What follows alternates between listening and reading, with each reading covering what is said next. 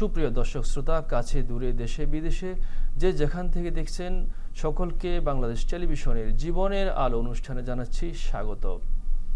প্রিয় দর্শক, আজকে আমাদের আলোচনার বিষয় নাজাতের মাস মাহে রমজান। এ বিষয়ে আলোচনা করার জন্য আমাদের স্টুডিওতে উপস্থিত হয়েছেন দুজন দেশবরেণ্য বিজ্ঞ অতিথি। আমরা প্রথমেই তাদের সাথে পরিচয় করে নেই। আমার ডান দিকে রয়েছেন ইমদাদুল হক চৌধুরী, নির্বাহী পরিচালক, কালচারাল রিসার্চ সেন্টার। আসসালামু আলাইকুম ওয়া রাহমাতুল্লাহ। আমার বামে রয়েছেন মোহাম্মদ জেহাদ উদ্দিন, সদস্য ট্রাস্টি বোর্ড, জাতীয় কবি কাজী নজরুল ইসলাম ইনস্টিটিউট। আসসালামু আলাইকুম ওয়া রাহমাতুল্লাহি ওয়া বারাকাতুহু। আপনাদের দুজনকে জানাচ্ছি আজকের এই অনুষ্ঠানের পক্ষ থেকে স্বাগত। আমাদের ডান দিকে রয়েছেন আমাদের বিজ্ঞ অতিথি, তার কাছ থেকে জানবো যে আল্লাহ তাআলা যে রমজান মাসকে এত ফজিলত দিয়েছেন, কিন্তু আমাদের জন্য তো আরও 11টি মাস রয়েছে, কেন আল্লাহ তাআলা এই রমজান মাসকে এত ফজিলতপূর্ণ এবং বরকতপূর্ণ করেছেন? এই রমজান কেন আমাদের জন্য এত বরকতপূর্ণ, এত রহমতপূর্ণ, এর পিছনে যেটা কারণ, মানব জাতির মর্যাদার জন্য কোরআনকে নিয়ে আসা হয়েছে। অর্থাৎ আমাদের জাতীয় কবি কাজী নজরুল ইসলাম একটা দারুণ কথা বলেছেন, সেটা হলো এই যে আজাদ করিতে এসেছিল যারা সাথে লয়ে কোরআন। অর্থাৎ কোরআন এসেছে মানব জাতিকে আজাদ করার জন্য, মুক্ত করার জন্য। আর এই কোরআন নাজিল হয়েছে কোন মাসে? এই কোরআন নাজিল হয়েছে রমজানে। অর্থাৎ রমজান গুরুত্বপূর্ণ হওয়ার কারণ হলো কোরআনের কারণে। আর কোরআনের কারণে রমজান গুরুত্বপূর্ণ হওয়ার কারণে আমাদের কোরআন অধ্যয়ন করতে হবে, কোরআন বুঝতে হবে, কোরআন বুঝে পড়তে হবে। আপনি যদি কোরআন থেকে শিক্ষা নেন, কোরআনের যে আল্লাহ সুবহানাহু ওয়া তাআলা যে অর্ডারগুলো করেছেন সেইগুলো যদি আল্লাহর সাথে এক কথায় যদি বলে, আল্লাহর সাথে যদি আপনি ইন্টিমেসি করতে চান, আল্লাহর সাথে যদি আপনার হৃদ্যতা, আপনার সম্পর্ক যদি গাঢ় করতে চান, তাহলে আপনাকে অবশ্যই কোরআন বুঝতে হবে। কারণ আপনি না বুঝে তো কারোর সাথে সম্পর্ক গাঢ় করা যায় না। আপনি চায়না ভাষায় কথা বলেন, আমি চায়না ভাষা বুঝি না, তা আপনার সাথে আমার ইন্টিমেসি কী করে হবে? আপনার সাথে আমার সম্পর্কে গাঢ়ত্ব কী করে হবে? রমজান মাস তো সেই মাস যে মাসে কোরআন নাজিল হয়েছে, আল্লাহর কিতাব নাজিল হয়েছে। আপনার নানামুখী আপনার কর্মসূচি থাকে, তবে একটা কর্মসূচি আপনি এভাবে নেন যে এ মাসে অন্তত, এই বছরে আমি অন্তত 10টি সূরা এবং সূরা ফাতিহা সহ 10টি সূরা আমি বুঝে বুঝে পড়ব, প্রতিটি শব্দ আমি বুঝে বুঝে পড়ব। যখন আপনি নামাজে দাঁড়াবেন, যখন আপনি বলবেন ইয়া কান আবুদে, হে আল্লাহ আমি আপনার গোলাম, ও ইয়া কান ইস্তাইন, আপনার কাছে সাহায্য চাই, বলুন তো, এটা যখন আপনি বুঝে পড়বেন তখন আপনার অ্যাটেনশন কোন দিকে যাবে? তখন আপনার হৃদয়ের মধ্যে একটা কম্পন সৃষ্টি হবে, তখন আল্লাহর সাথে আপনার ইন্টিমেসিটা সেইভাবে হবে। আর যদি আপনি মুখস্থ বলে যান ইয়া কান আবুদু ওয়া ইয়া কান ইস্তাইন ইহদিনাস সিরাতাল মুস্তাকিম, মন্ত্রের মতো হয়ে গেল। অর্থাৎ আপনার সাথে আল্লাহর গভীর যে গভীরতা, এই গভীরতা বা এই ইন্টিমেসিটা বা এই হৃদ্যতা তৈরি হচ্ছে না। না হওয়ার পিছনে কারণ কি? না হওয়ার পিছনে কারণ হলো কোরআন না বুঝে পড়ার কারণে।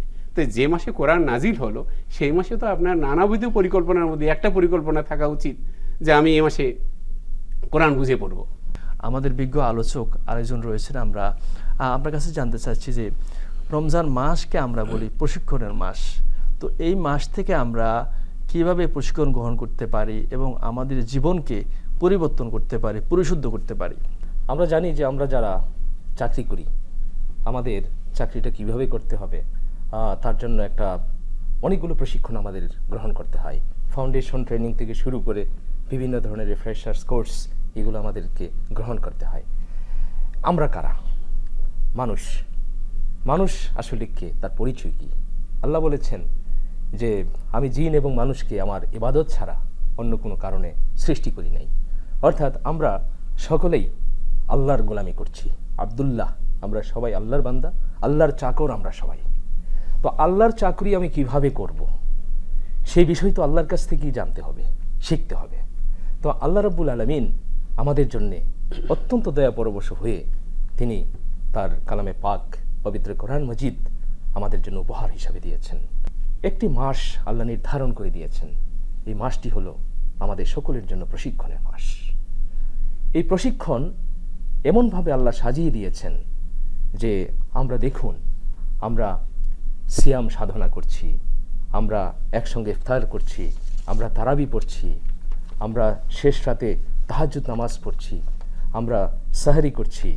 এই যে কাজগুলো আমরা একত্রে করছি, সমবেতভাবে আমরা সবাই যার যার জায়গা থেকে করছি, এর মধ্য দিয়ে আমাদের কিন্তু প্রত্যেকের একটি প্রশিক্ষণ হয়ে যাচ্ছে। কিন্তু এই রমজান মাসে একদিকে যেমন আমি নিজেকে আবেদ বা আল্লাহর বান্দা হিসেবে নিজেকে তৈরি করবার একটা সুযোগ পাচ্ছি প্রশিক্ষণের মাধ্যমে, আরেক দিকে আমি একজন সামাজিক মানুষ, সমাজের প্রতি আমার যে দায়িত্ব, সেই দায়িত্ববোধটুকু কিন্তু আমি হাতে কলমে শিক্ষা গ্রহণ করছি।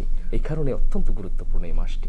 বিজ্ঞ আলোচক, আপনার কাছে জানতে চাই যে তাকওয়া অর্জন করে আমরা শুধু কি রমজান মাসের মধ্যে সীমাবদ্ধ থাকবো, নাকি বাকি জীবনও আমাদের যে সমাজ পরিবর্তন, এই যে গুণে ধরা সমাজ ব্যবস্থাকে আমরা কিভাবে পরিবর্তন আনতে পারি, তাকওয়াটা কিভাবে আমাদের জীবনে প্রতিফলিত হবে? প্রতি মুহূর্তে আপনি আল্লাহর ইবাদত বন্দেগী করেন, আপনি আল্লাহ প্রতিটি কর্মে আপনি আল্লাহকে ভয় করেন। কেউ যদি আপনার সঙ্গে ঝগড়া করতে চায় বা আপনার সঙ্গে যদি কেউ তর্ক বিতর্ক করতে চায়, তখন আপনি কি বলেন? তখন আপনি বলেন যে আমি রোজাদার, তাই না? তো এই যে আপনি একটা খুব গুরুত্বপূর্ণ শিক্ষা আপনি নিলেন রমজান মাসে আসলে, রোজা আসলে, যে আমি রোজাদার হওয়ার কারণে আমি আপনার সঙ্গে বেফাস তর্ক আমি করব না। আপনি মিথ্যা বলেন না, রোজা আসলে আপনি মিথ্যা বলেন না। কেন বলেন? রমজান মাস, এ মাসে পবিত্র মাস, এ মাসে আমি আর যাই হোক মিথ্যা কথা বলতে পারি না। হ্যাঁ, এ মাসে আপনি অন্যকে অনেক বেশি, অন্যান্য মাসের তুলনায় এই মাসে আপনি অনেক বেশি দান করেন। তো এই যে গুণগুলা, এগুলো শুধুমাত্র একটাই কারণ, সেটা হলো আল্লাহর সন্তুষ্টি অর্জন। আল্লাহর সন্তুষ্টি অর্জনের জন্য আপনি এই কাজগুলো করে থাকেন, পুরো এক মাস জুড়ে এই কাজগুলো করে থাকেন। করে থাকার মধ্যে যদি নিজেকে আপনি ট্রেন করেন, প্রশিক্ষিত করেন, সেই প্রশিক্ষণের মধ্যে কি আছে? শুধু রোজার ওইটুকু নেই, সব কিছুর মূলে রয়েছে তাকওয়া, অর্থাৎ আল্লাহর প্রতি ভয়, আল্লাহর প্রতি অবিচল আস্থা, বিশ্বাস এবং ভয়। তা আপনি এক মাসে আল্লাহর প্রতিটি কর্মে আল্লাহকে ভয় করার প্রশিক্ষণ আপনি নিলেন, কিন্তু বাকি 11টা মাসে যদি এটার কোনো উপস্থিতি না থাকে, এটার উপস্থিতি যদি না থাকে, তাহলে আসলে আপনার ট্রেনিং হয় নাই। এই যে আমরা রমজান মাসটাকে কি জন্য আমরা রোজা আছি, এই জন্য আমরা কিন্তু গুরুত্ব দিই যে আমি রোজাদার, এটা আমি করব না। কিন্তু আমি আমার বিজ্ঞ আলোচনার কাছ থেকে জানতে চাইব যে আমরা যে এই যে আমাদের যে মধ্যে যে রমজান মাসে যে একটা যে ট্রেন্ড প্রবণতা কাজ করে, যে খারাপ যেই গুণগুলো আছে, যে কারো ক্ষতি করা, মিথ্যা না বলা, অথবা ওজনে কম দেয়া, ব্যবসায়ীরা অনেক সময় সিন্ডিকেট করে, যদিও আমরা রমজানের মাঝামাঝি সময়, কিন্তু এটা কিন্তু আমাদের পরবর্তী 11 মাস কাজে লাগবে। তা আপনার কাছে জানতে চাই, আপনি এই রমজান থেকে আমাদের ব্যবসায়ীদের প্রতি একটা মেসেজ কি দিতে পারেন? নবী করিম সাল্লাল্লাহু আলাইহি সাল্লাম বলেছেন যে রমজান মাসে শয়তানকে শৃঙ্খলাবদ্ধ করে রাখা হয়। এখন শয়তানকে শৃঙ্খলাবদ্ধ করে রাখবার পরেও যখন শয়তানি কার্যক্রম চলমান থাকে, তখন কিন্তু সঙ্গত কারণে একটি প্রশ্ন এসে দাঁড়ায়, তাহলে কে এই শয়তানি কাজগুলো করছে? তাহলে শয়তান মানুষের মধ্যে এমনভাবে প্রবিষ্ট হয়ে গেছে যে একটা গাড়ি যখন হাই স্পিডে চলে, অর্থাৎ পাপ কাজ এত স্পিডে 11 মাস হয়তো অনেকে চালিয়েছেন যে ব্রেক কষেও কিন্তু সেই গাড়িটি আর থামাতে পারছেন না। এটা যেন কারোর জীবনে অন্তত আর না হয়। আমি যদি ব্যবসায়ী হয়, তাহলে হ্যাঁ, মুনাফা আমার লাগবে, মুনাফা আমি অর্জন করব, সেটা দিক নির্দেশনা ইসলাম দিয়েছে, কিন্তু মজুদদারি করা যাবে না, মানুষকে জিম্মি করা যাবে না, হঠাৎ করে ক্রাইসিস সৃষ্টি করে দ্রব্যমূল্যের মূল্য বৃদ্ধি করা যাবে না। এই বিষয়গুলো কিন্তু ইসলামের মূল দাবি। তো এই মূল দাবিগুলো আমরা যারা অতীতে ভুল করেছি, অন্তত আজকে আমরা প্রতিজ্ঞা যেন গ্রহণ করি যে রমজান মাসের আমরা মাগফিরাতের শেষ সময়ে আমরা আছি।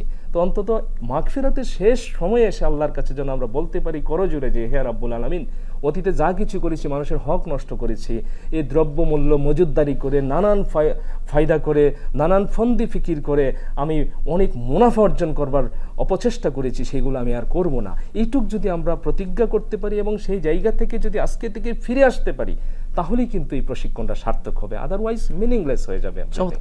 চমৎকার আলোচনা করছিলেন আমাদের বিজ্ঞ আলোচক, যে আমাদের যাতে করে আমরা এই রমজান মাসে যে শিক্ষা গ্রহণ করব, সেটি আমার প্রতিটি সেক্টরে, চাকরি হোক, ব্যবসা হোক, প্রতিটি কাজে যাতে আমি কাজে লাগাতে পারি।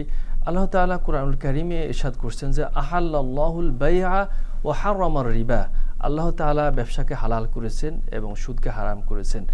হারাম বক্ষণ, হারাম খাদ্য যেই পেটে যে দেহে বক্ষণ করবে যাবে, সেই দেহ কখনো জান্নাতে প্রবেশ করবে না।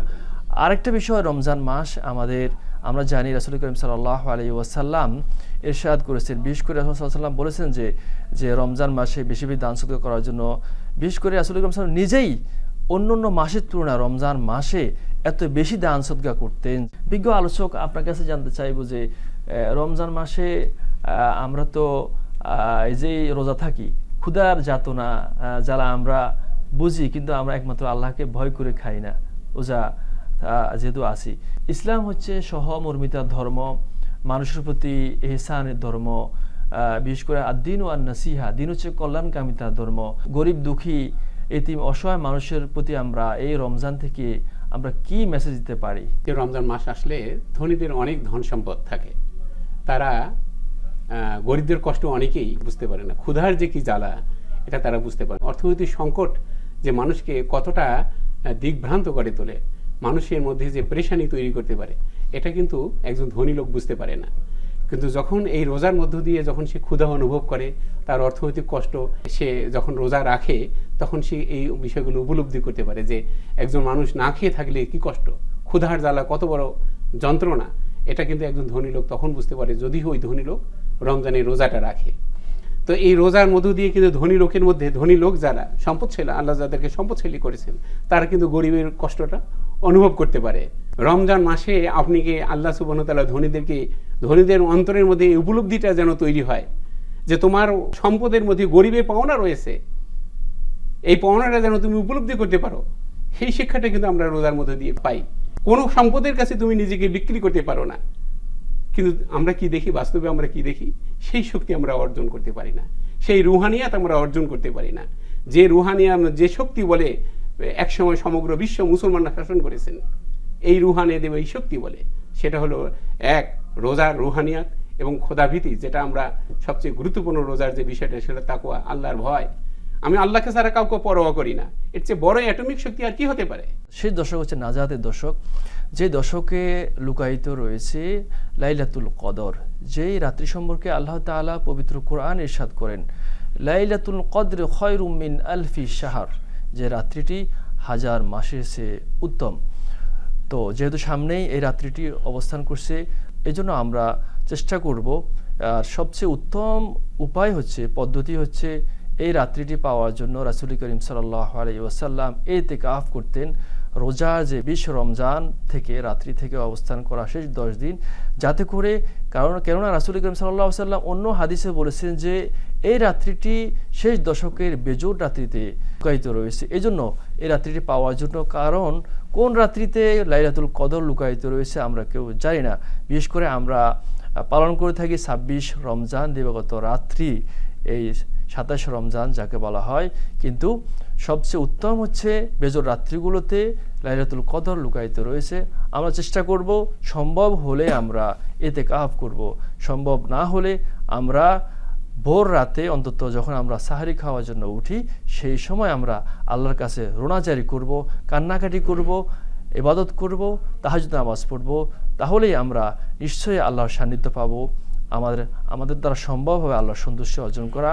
বিজ্ঞ আলোচক, আপনার কাছে আমরা জানতে চাচ্ছি যে রমজান মাস তো আমরা তাকওয়ার মাস, আমরা প্রশিক্ষণ নিচ্ছি, সারা বিশ্ব মুসলিম উম্মাহ রোজা থাকছে, রোজা পালন করছে, কিন্তু মুসলিম উম্মার মাঝে ঐক্য প্রতিষ্ঠার ক্ষেত্রে এই রমজান মাস কি ভূমিকা রাখতে পারে?